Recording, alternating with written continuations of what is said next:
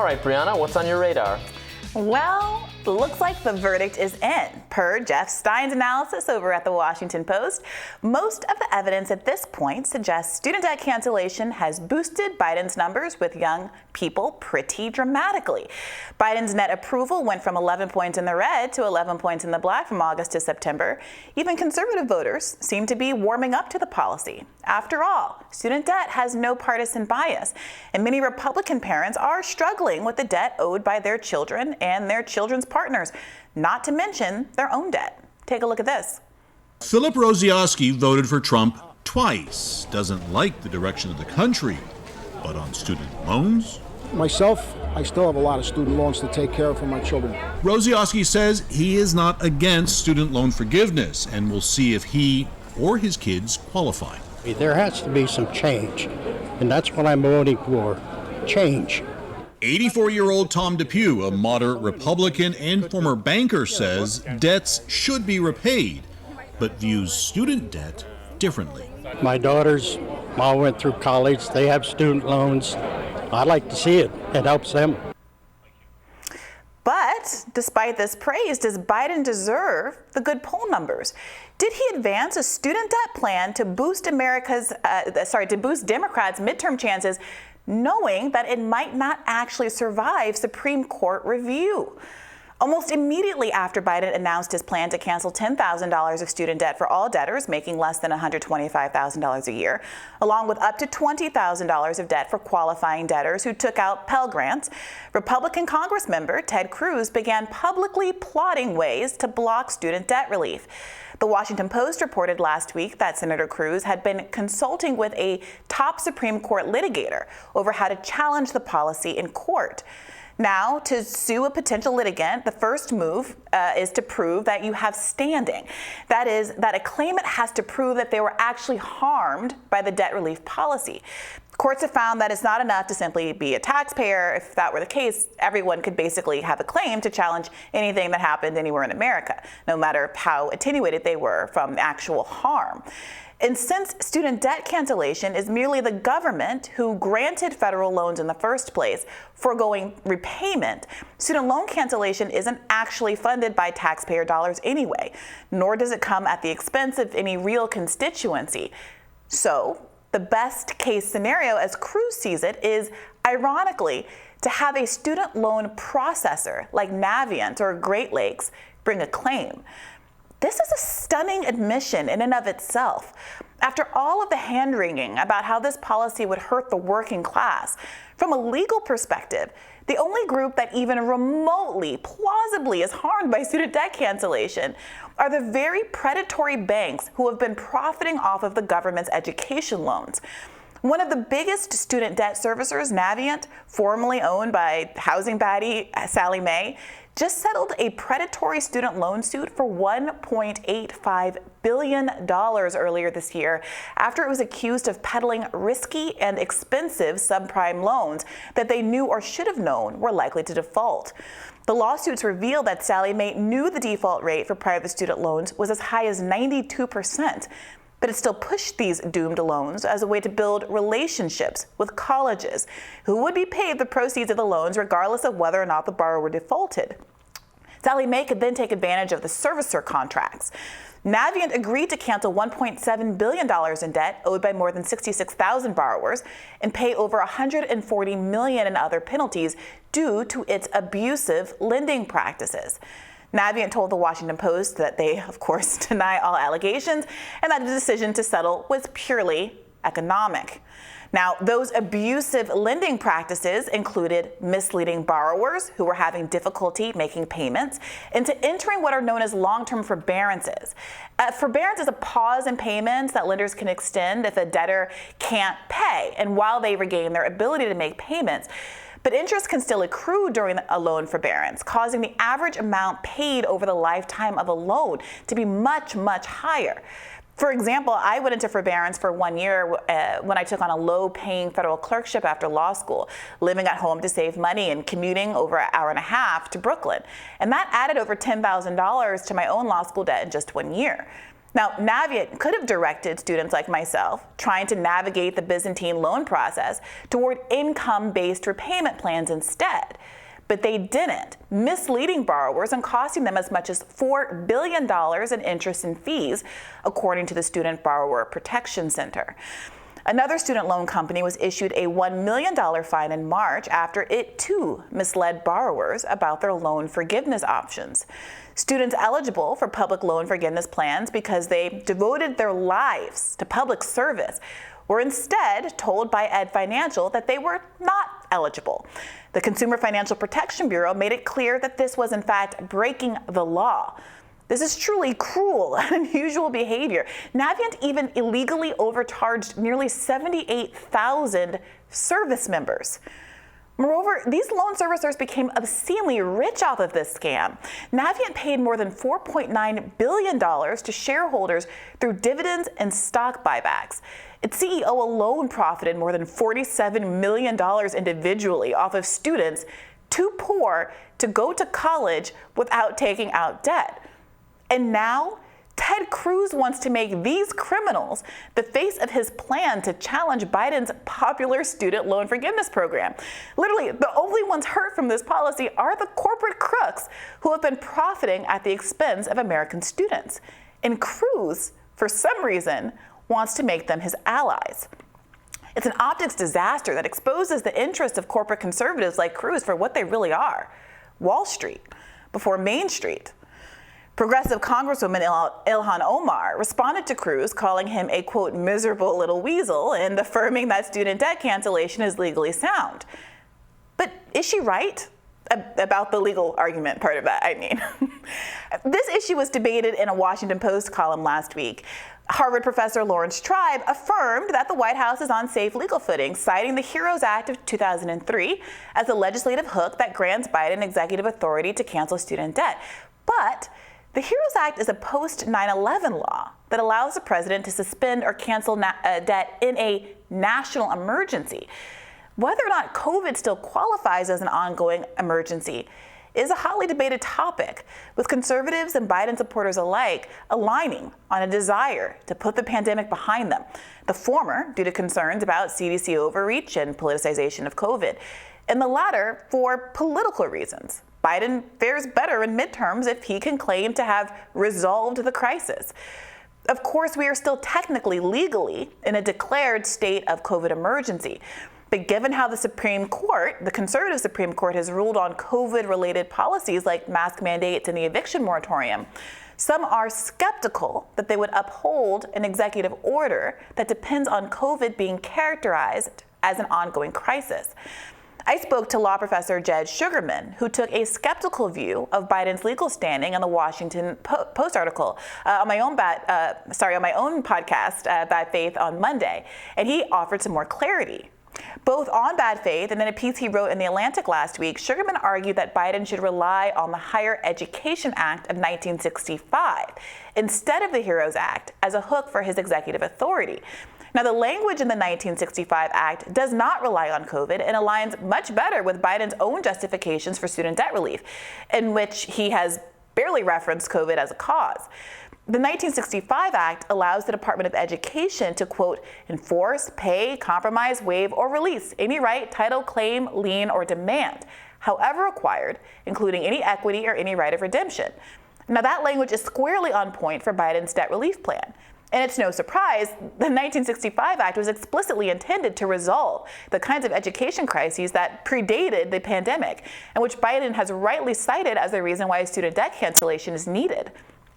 So why, some progressives are now asking, would Biden choose a less applicable statute that relies on a justification likely to rankle not only Supreme Court justices who are conservative, but liberal justices as well, in Jed's view?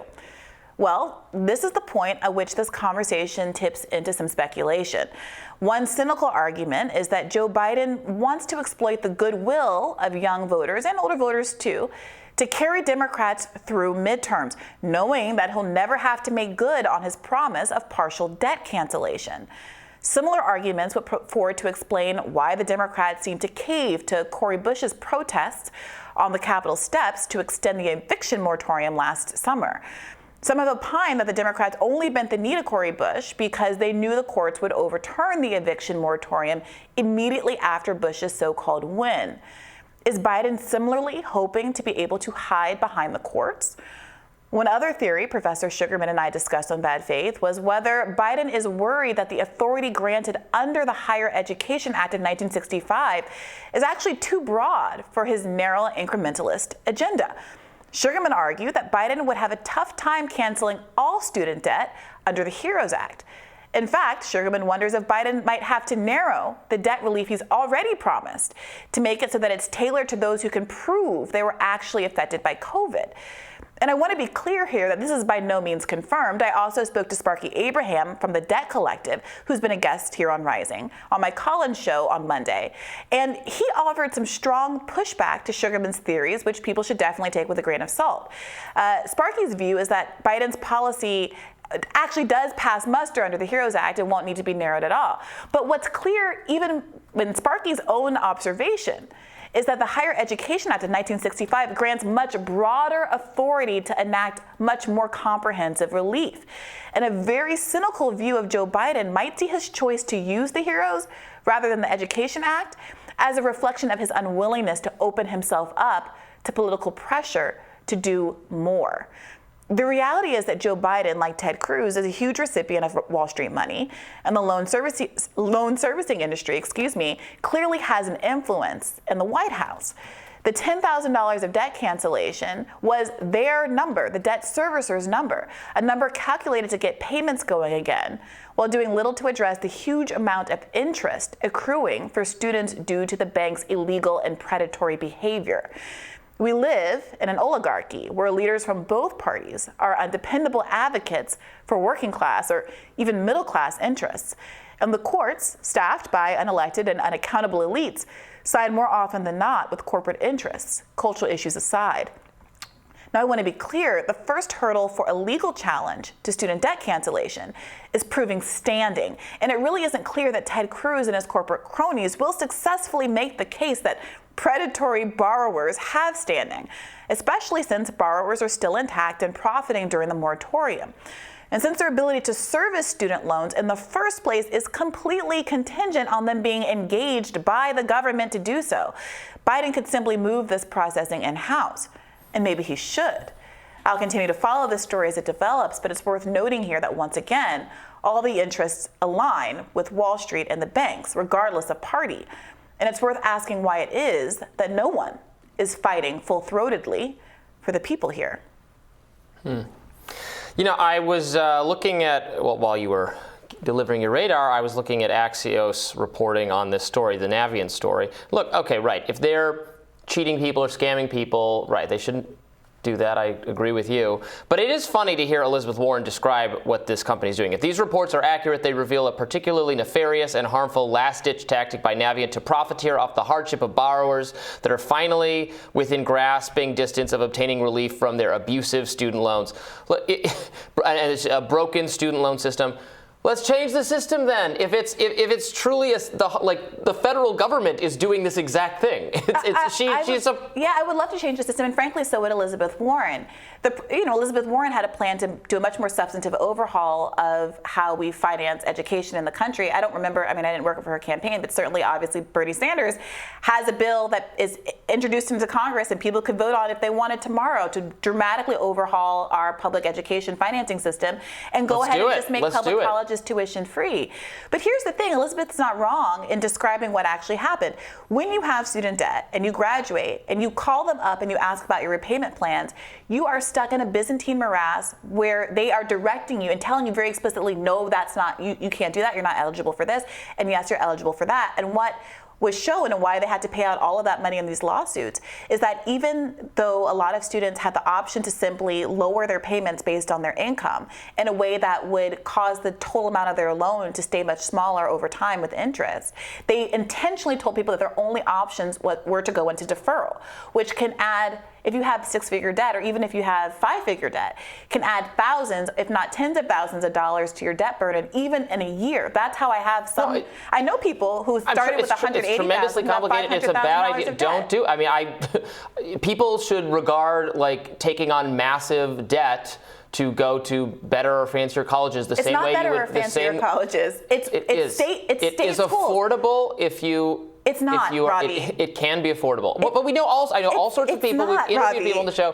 who have made different educational choices, and I gone have to college to have dozens of friends who went to state schools that still cost $12,000+ a year, who have debt from those schools because they were poor, Robbie. They're poor. Their parents couldn't afford it. They can't stay at home during vacations because there's not a room for their parents to stay in. They're working public service jobs. You can't work a summer and pay for school anymore because there's no part-time job that can pay you $20,000, $40,000, $60,000, $80,000 a year. At some of these state schools, you can get your tuition paid for if you get a scholarship or something like that, or go to a community college, or just don't do it. Don't go into debt to do it.